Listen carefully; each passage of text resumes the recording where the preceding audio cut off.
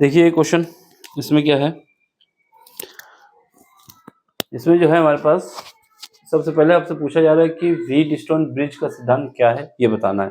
ठीक है, फिर उसके बाद ये व्हीटस्टोन ब्रिज को सेटिस्फाई कर रही है, ये जो हमारे पास डायग्राम दिया हुआ है, तो इसमें आपको आर की वैल्यू कितनी होगी ये बतानी है। ठीक है, देखो व्हीटस्टोन ब्रिज क्या है ये तो हम पहले ही करा चुके हैं। ठीक है, इसके बाद ओवरऑल हम बता देते हैं क्या कहानी है। व्हीटस्टोन साहब ने ये बताया था, उन्होंने ये बताया था कि हमारे पास एक समांतर चतुर्भुज हो, कोई भी चतुर्भुज हो लेकिन समांतर चतुर्भुज मान लेते हैं। समांतर चतुर्भुज में जो भी रेजिस्टेंस लगे हुए हैं, जैसे हमारे पास ऐसा डायग्राम होता है। ठीक है, ये ऐसे ऐसे करके यहाँ पर एक रेजिस्टेंस लगा है, एक यहाँ पे लगा है, एक यहाँ पे लगा है, एक यहाँ पे लगा है, फिर इसके साथ इनके साथ बैटरी कनेक्ट है। तो उन्होंने सिंपल सी बात बताई थी कि यहाँ का रेजिस्टेंस अगर P है, यहाँ का R है, यहाँ पर S है, यहाँ पर Q है, तो ये P divide by R is equal to होगा S डिवाइड बाई Q। इसके बाद इसके बीच में कोई भी कुछ लगा दिया जाए रेजिस्टेंस, यहाँ पर करंट फ्लो नहीं होगी। सिंपल सा कॉन्सेप्ट है जो कि हम लिखा चुके हैं, इसको देख लेना। क्या बोल रहा हूँ कि एक चतुर्भुज होता है हमारे पास, इसका रेजिस्टेंस ये हुआ है, ये सब दिया होता है कंडीशन। इसका P बाई आर बराबर S बाई आर, अगर ये कंडीशन सेटिस्फाई होती है तो बीच में कुछ भी लगा हो वहां पर करंट फ्लो नहीं होती है। ठीक, तो ये इसको लिख लेना आप, ये हम करा चुके हैं। बाकी न्यूमेरिकल देख लो।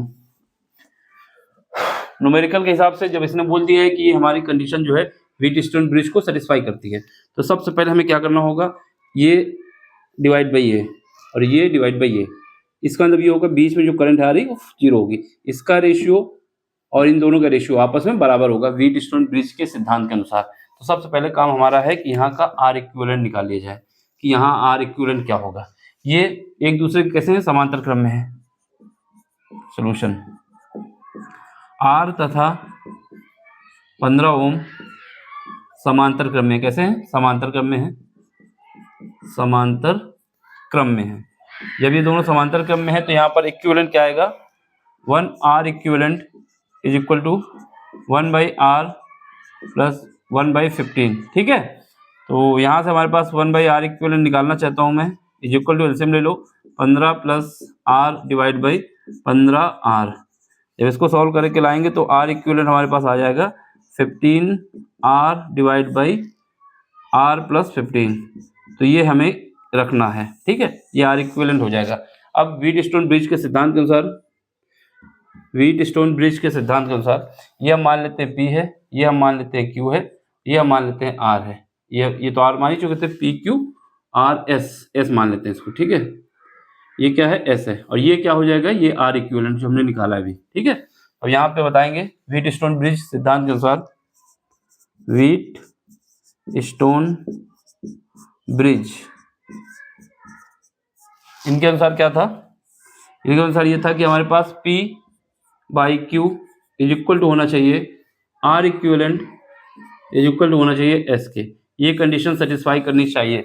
3 नंबर का क्वेश्चन है, देख लो P की वैल्यू कितनी है, 6 है, डिवाइड बाई ये कितना है, 3 है, इज इक्वल टू यहाँ पर ये कितना निकाला हमने, ये निकाला ये 15R डिवाइड बाई किससे कर रहे हैं, R प्लस 15 से। ठीक है, तो ये एक तो ये हो गया, इसके बाद डिवाइड किससे करोगे, ये जो हमारे पास S कितना है, 1.5 है।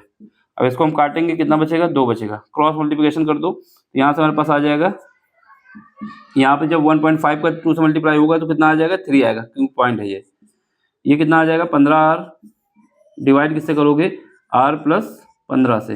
अब फिर इनका क्रॉस मल्टीप्लिकेशन कर दो, जब क्रॉस मल्टीप्लिकेशन करेंगे हमारे पास, तो यहाँ पे देख लो, तो जब क्रॉस मल्टीप्लिकेशन होगा तो हमारे पास क्या आ जाएगा, हमारे पास ये आ जाएगा, इसको इधर ही कर देते हैं, क्रॉस मल्टीप्लिकेशन कर दो पहले। यहाँ से हमारे पास 3R plus 15 is equal to कितना आ जाएगा, 15R। ठीक है, क्रॉस मल्टीप्लिकेशन 3R प्लस 45, फिर इसके बाद क्या आ जाएगा, 15R आ जाएगा। ठीक है, जब यहाँ से सॉल्व करके लेके आएंगे, यहाँ से हमारे पास कितना बचेगा, इसको इधर भेज दोगे तो हमारे पास बचेगा 12R इज इक्वल टू 45। ठीक है, देख रहे हैं यहाँ पे। अब यहाँ पे आ जाओ, यहाँ से R की वैल्यू कितनी आ जाएगी, R की वैल्यू हमारे पास आ जाएगी 45/12, 3 से काट दो, 15 45 हो जाएगा और 3 चौको 12 हो जाएगा। तो यहाँ से R की वैल्यू कितनी आ जाएगी, 15/4। तो ये हमारा फाइनल आंसर है। क्या है, फाइनल आंसर, यही हमसे पूछा गया था। ठीक है, समझ लो, कहीं पर भी डाउट हो तो पूछ भी लो। देखो व्हीटस्टोन ब्रिज के कॉन्सेप्ट अगर याद था तो ये क्वेश्चन हो जाता। दूसरा, व्हीटस्टोन ब्रिज का डायग्राम बना देना, वहाँ पर एक कंडीशन सेटिस्फाई करा देना कि अगर कभी ऐसी कंडीशन आती है तो बीच में जो भी गैल्वेनोमीटर लगा हो या रेजिस्टेंस लगा हो वहाँ पर करंट फ्लो नहीं होती है। ठीक है, तो आप इसको ऐसे ही करना था। समझ में आया है तो लाइक करें, शेयर करें, सब्सक्राइब करें। बाकी बाहर शोर हो रहा है तो बच्चे खेल रहे हैं, खेलते ही रहेंगे। ठीक, उस पर मत जाना कि आवाज़ बहुत आ रही। बाकी आपको कोई क्वेश्चन नहीं समझ में आता है तो आपको टेलीग्राम में आना है। टेलीग्राम में आने के लिए आपको डिस्क्रिप्शन में लिंक दिया गया है, वहाँ से आइए, क्वेश्चन भेजिए, फिर उसके बाद अगर नहीं समझा पाते तो आप जाइए। बिना पूछे जाएंगे तो कोई मतलब नहीं है, आके रुकिए। ठीक है ना, तो चलो फिर मिलते हैं अगले लेक्चर में अगले कॉन्सेप्ट के साथ। Thank you for watching, bye, take care.